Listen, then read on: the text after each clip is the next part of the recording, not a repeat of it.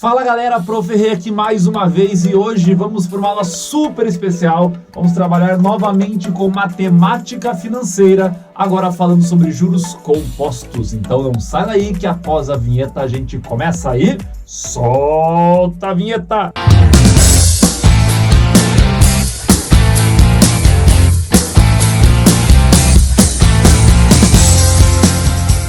Vamos lá, galera. Seguinte, primeiro eu gostaria de falar para vocês que vocês precisam, obviamente, entender primeiramente a ideia de juros simples, até porque tem toda a simbologia, toda a parte lá, J é o juro, I é a taxa. Claro que eu vou comentar aqui novamente, mas o juro composto, ele é um pouco mais avançado, digamos assim, tá bom? Então seria interessante que primeiro a gente sempre comece estudando o juro simples e depois avance para juro composto, e não na ordem contrária. Não que seja uma obrigação, mas eu garanto para vocês que vai ficar mais fácil o teu entendimento se primeiro trabalhar um pouquinho com juros simples para depois entrar em juros compostos, tá bom? Qual que é a diferença entre juros simples e juros compostos? Então, supondo que tu já assistiu a aula de juros simples, beleza? Lembra que juros simples, tu vai fazer uma aplicação, vamos supor lá uma aplicação no banco, e o banco vai calcular a porcentagem em cima do teu dinheiro apenas uma única vez.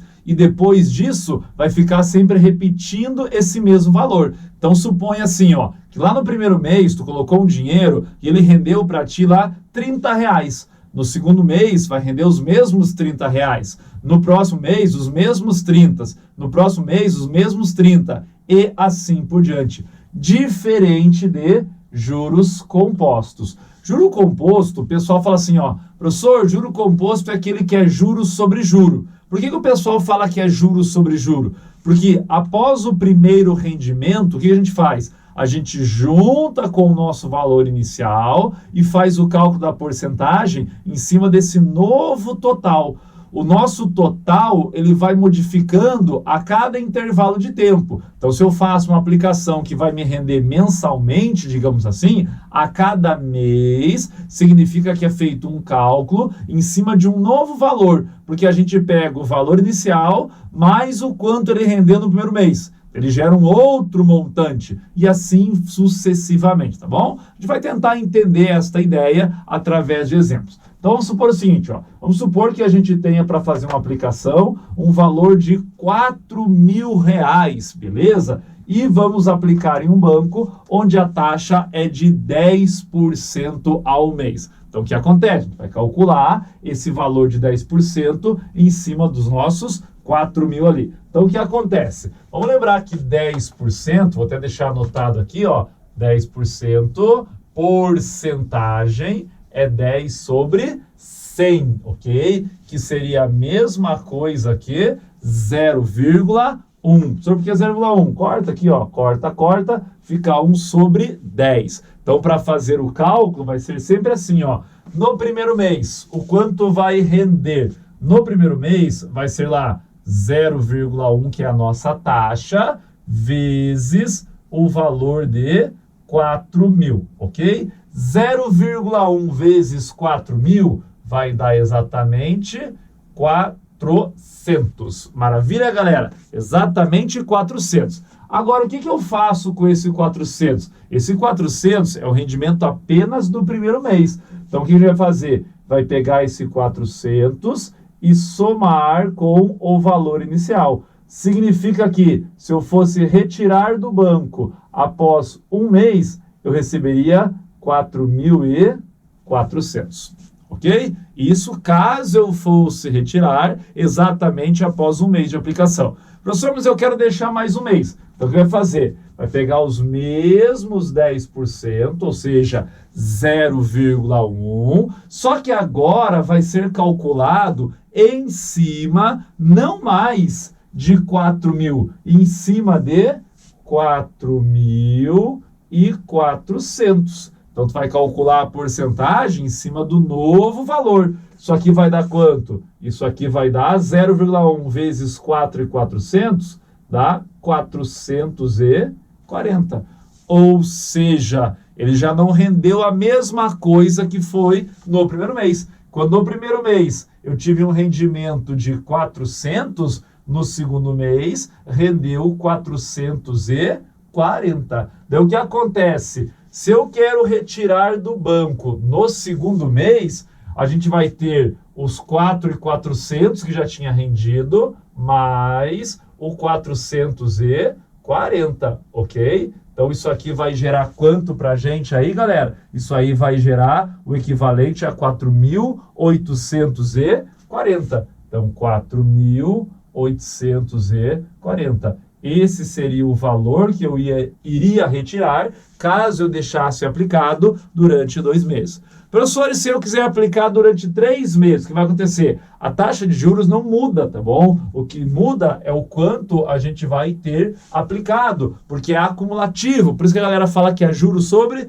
juro. Então agora seria os 10% vezes o 4.840. Quanto vai dar isso aí? Então, se tu fizer esse cálculo aí, a gente vai encontrar exatamente 484. O que faz com esse 484 agora, professor? Eu não estou aparecendo, mas vocês não estão me ouvindo, né? O que a gente faz com esse 484 agora, professor? Vai somar com o valor que a gente tinha, que é quanto? 4.840. Então significa que se no final do terceiro mês a gente for retirar o valor, a gente vai retirar um valor de quanto, professor? 5.324. Ou seja, só somar esses dois valores aí. Tudo bem? Beleza? Então veja como é diferente eu pensar em juros simples e juro composto. Professor, não assisti aula de juros simples ainda. Então vai fazer o quê? Assista a juros simples para poder ver essa diferenciação. Ótimo. Vamos só para não ficar muito extenso, fazer só mais um exemplo aqui. O que vai acontecer? Porque eu acho que já pegou a manha, né? Então pegando a manha aí, o que acontece? A gente vai ter lá 10% que é a mesma taxa, só que agora vezes quanto? Vezes 5.324. Quanto vai dar isso aí? 532,40 centavos. Então, 532,40 centavos. Daí, quero saber o quanto que eu vou retirar, então, no final do quarto mês. Eu vou pegar o 532,40 e somar com 5.324. Gerando quanto para a gente aí? 5.856. 5.856 com 40 centavos. É isso que eu vou retirar ao final do quarto mês. Professor, e qual que é a diferença para juros simples? Se fosse juros simples, galera, todo mês ia render só R$400. Então veja a diferença. No primeiro mês, rendeu 400. Se fosse juros simples, ia render 400. Ia render 400. Ia render 400. Então, olha a diferença. Pelo fato de ser acumulativo, mês a mês começa a render sempre mais. Olha aqui, ó, R$40 a mais que no primeiro mês, R$84 a mais e assim por diante. Tudo bem? Então, essa é a diferença enorme entre juros simples e juros compostos. Então, o que acontece? Já que existe essa diferença grande, a gente tem que entender agora como que é o comportamento, como é que vai gerar esta formulação. Vou pedir para vocês tentarem achar uma ideia diferente aqui, tá bom? Nós estamos formando, ó, uma sequência numérica. Pega agora aí na tua casa uma calculadora. Pega uma calculadora aí agora, tá bom? E faça para mim exatamente isso aqui, ó. Pegue este valor e divida por esse. Veja o que vai acontecer. Depois, pegue esse valor e divida por esse. Veja o que vai acontecer. Pega este valor e divida por esse. Faça esse teste aí. Vai lá, vou dar um tempo. Vou dar um tempo não. Pausa o vídeo.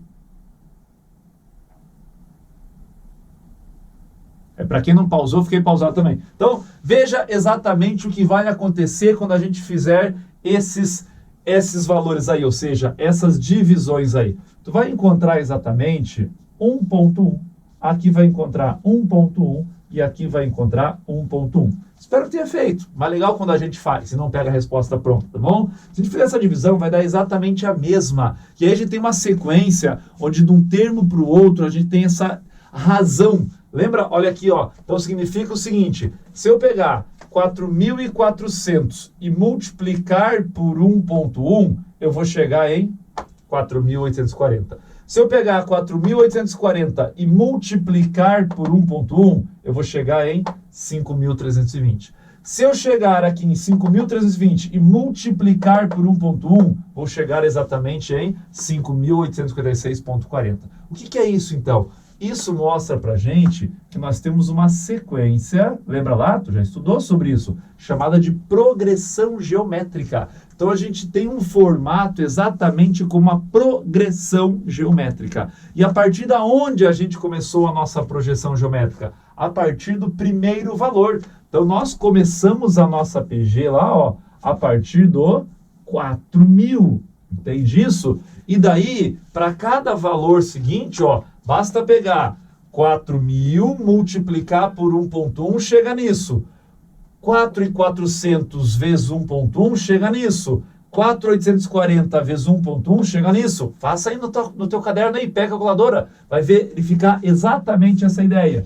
E este 1,1 é a mesma coisa que 1 mais 0,1. Professor, por que está escrevendo 1 mais 0,1? Só para ficar bem claro para vocês que, na verdade, ó, eu estou usando a taxa de porcentagem. Tá aqui, ó. Então ela vai aparecer. Agora, como é que a gente faz esse cálculo aí? Se eu quiser saber quanto rendeu no primeiro mês, eu multiplico apenas uma vez. Se eu quiser no segundo mês, eu tenho que fazer 2 vezes. No terceiro mês, 3 vezes. No quarto mês, 5 vezes. E assim por diante. Ou seja, no primeiro mês, eu elevo a 1. No segundo mês, eu elevo a 2. No terceiro mês, eu elevo a terceira potência. Então vai virar, na verdade, uma exponencial, certo? Estou utilizando os valores que eu estou mostrando para vocês aqui. Mas vamos colocar no formato de formulário. Olha o que acontece aqui, ó. A gente sabe que o valor que a gente retira no final é chamado de montante. Então, o nosso montante vai ser igual. Quem que é esse carinha aqui mesmo, ó? 4.000, nosso valor inicial. Então, é o nosso capital que multiplica 1 mais 0,1, ó, é a nossa taxa, ou seja, a gente chamou de I, elevado ao tempo necessário de aplicação.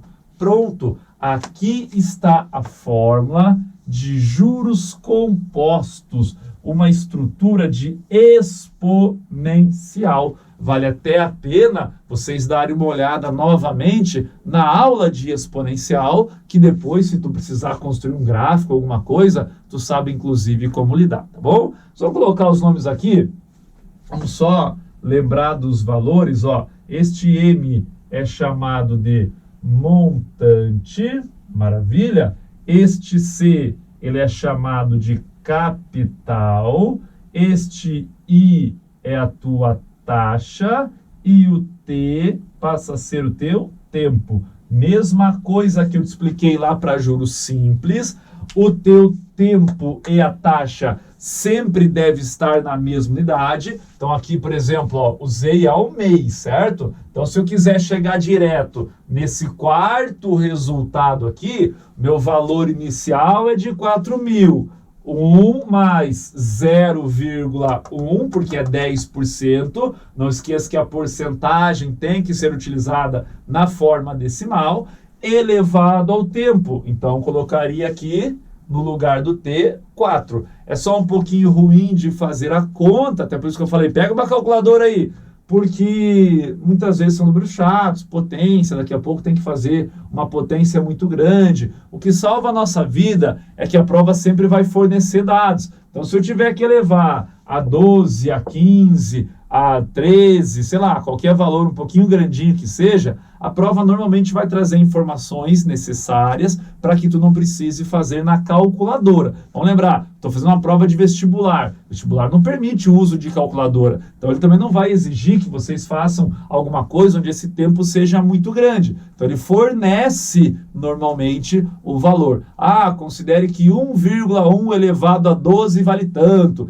E assim por diante, tá bom? Então, essa é a diferença de juros simples para juro composto. Juro simples, lembra lá? A gente calcula a taxa aqui uma única vez e em todo mês o rendimento seria o mesmo. Para juros compostos é diferente, funciona como uma exponencial, é juro sobre juro, é algo acumulativo, certo? Óbvio que se for para que eu tenha um dinheiro rendendo em uma aplicação, a ideia do juro composto é muito mais vantajosa. O juro composto, para quem aplica dinheiro, para quem investe dinheiro, é uma ótima opção, tá bom? Beleza, galera? Agora só não sai daí, porque a gente sempre tem o quê? O nosso tradicional desafio, e nessa aula não será diferente, beleza? Solta o desafio, então. Desafio na tela, galera. Olha o seguinte, qual o tempo necessário para que um capital aplicado a uma taxa de 8% ao mês, óbvio que é 8% ao mês a juros compostos, pelo amor de Deus, hoje é aula de juro composto, tá bom? Dobre o seu valor. Então eu vou aplicar um dinheiro, que eu não sei quanto que eu estou aplicando, não importa qual seja o valor, mas eu quero que ele dobre ao final de um certo tempo a um rendimento de 8% ao mês. E o detalhe está aqui, ó. Quero ver quem vai conseguir fazer, porque eu vou precisar usar logaritmo. Então, solta lá o nosso desafio. Quero ver quem consegue me responder. Manda para mim no Instagram. Valeu, galera. Um abraço. Até a próxima.